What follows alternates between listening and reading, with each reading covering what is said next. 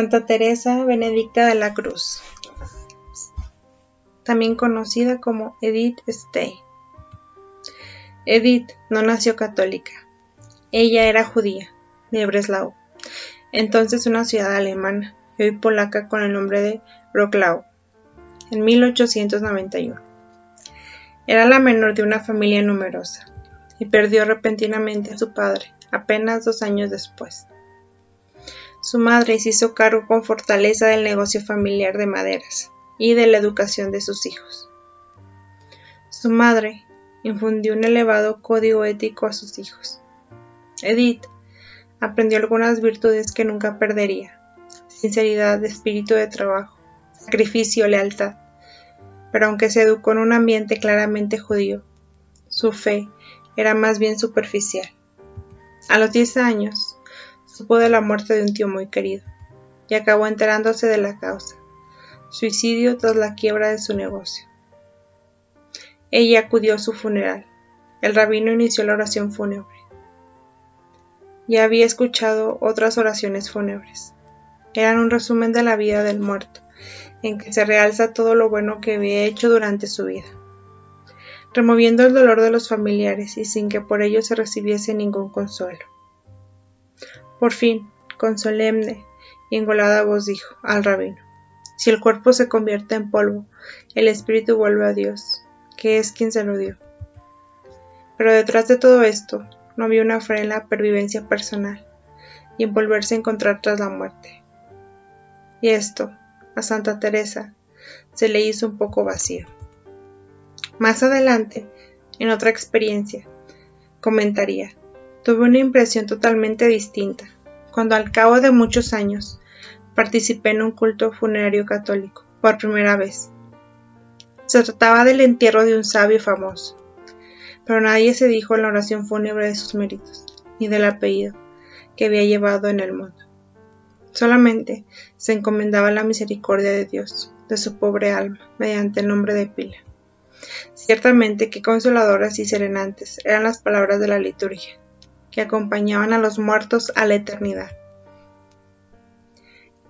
Santa Edith supo de bastantes más suicidios. Sucedía cuando se derrumbaban las esperanzas terrenas de quienes hasta entonces parecían llenos de amor a la vida. Las virtudes aprendidas en casa, junto a una profunda y despierta inteligencia, hicieron progresar a Santa Edith en el mundo académico, a pesar de los prejuicios contra las mujeres y los judíos de aquella Alemania rígida. Destacó en el colegio y fue a Göttingen a estudiar filosofía. Ahí conoció a Husserl y junto con muchos otros quedó deslumbrada por la nueva fenomenología. Las investigaciones lógicas habían impresionado, sobre todo porque eran un abandono racial y radical del idealismo crítico kantiano y del idealismo de cuño neocantino.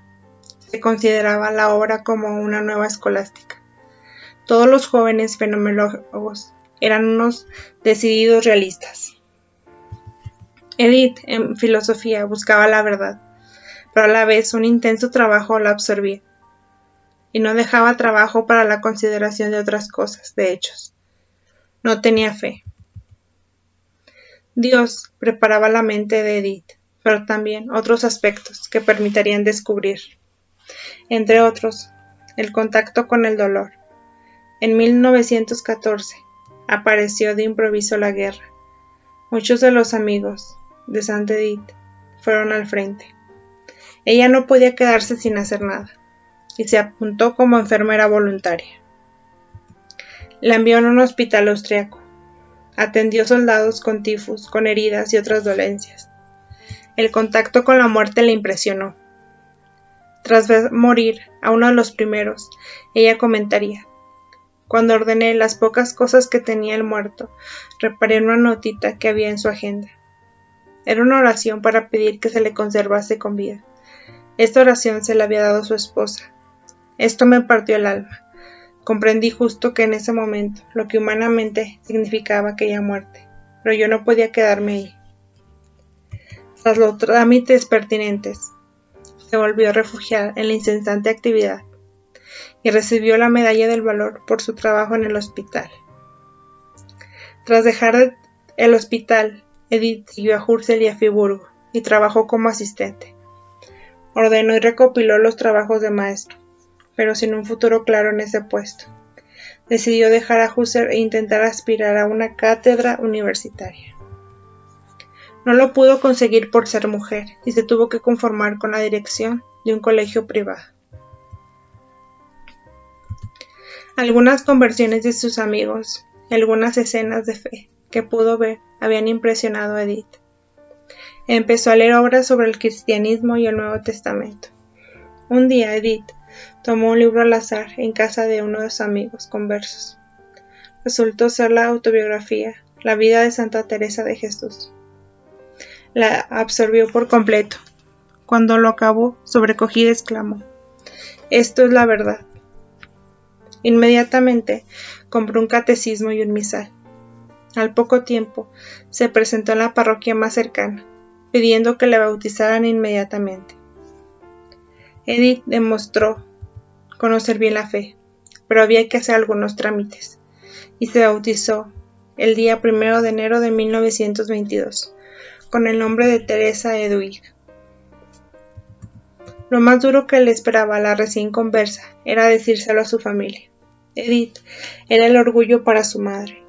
Por eso mismo, se derrumbó y se echó a llorar cuando su hija se reclinó en su regazo y le dijo: «Madre, soy católica». Edith la consoló como pudo, e incluso le acompañaba a la sinagoga. Su madre no se repuso de golpe, lo consideraba traición, aunque no tuvo más remedio que admitir, viendo a su hija, que todavía no he visto rezar a nadie como a Edith. Todavía le resultó más costoso aceptar la decisión de Edith de hacerse carmelita descalza. Era una decisión meditada durante años, que se hizo realidad en 1934. Así entonces Edith emite sus votos en abril de 1935, en Colonia. Se convirtió en Sor Benedicta de la Cruz. Escribió maravillosas lecturas sobre Jesucristo crucificado, que hoy en muchas parroquias dedicadas a ella se toman como lecturas para meditaciones y retiros.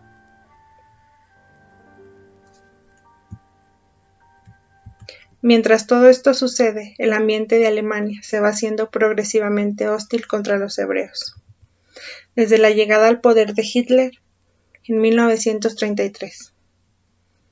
En 1939, sus hermanas del Carmelo de Colonia deciden que es prudente salga de Alemania y se traslada al convento de Esch en Holanda. Viviendo su entrega y unida a la cruz de Cristo por el sufrimiento. Aquí escribe La ciencia de la cruz. Estudio sobre San Juan de la Cruz, obra, cumbre de su espiritualidad. En un arrebato de amor a Dios escribiría estas precisas líneas. Oh Dios mío, llena mi alma de santa alegría, coraje y fuerza para servirte. Enciende tu amor en mí, y luego camina conmigo a lo largo del siguiente tramo del camino delante de mí. No veo muy lejos, pero cuando llegue donde el horizonte se cierra, una nueva perspectiva se abrirá ante mí y encontraré la paz. Amén. En la primavera de 1940, Holanda es ocupada por nazis. A principios de 1942, se decide, en las afueras de Berlín, la solución final, el exterminio programado de los judíos. Unos meses después, la jerarquía católica holandesa escribió una carta al comisario de Reich, protestando contra el trato vejatorio a los judíos. Se oyen también protestas en los púlpitos, como en la del obispo de Utrecht. Los nazis reaccionaron con represalias, entre ellas la detención de los católicos de origen hebreo. En agosto de 1942, se presentan en el convento de Esch en busca de Santa Edith y su hermana Rosa, refugiada ahí. Al cabo de pocos días, salen de Holanda con un destino desconocido. Pocos datos se conocen a partir de este momento, pero todos coinciden en testimoniar la serenidad y entrega ejemplar de Santa Edith. Lo que no estaba en mis planes estaba en los planes de Dios. Más tarde se supo el destino final de Edith, las cámaras de gas de Auschwitz. Ahí entregó santamente su alma al Señor, el 9 de agosto de 1942. Santa Teresa Benedicta de la Cruz, Edith Stein, fue canonizada el 11 de octubre de 1998 por el Papa San Juan Pablo II. Es copatrona de Europa. Santa Teresa Benedicta de la Cruz, Edith Stein, ruega por nosotros.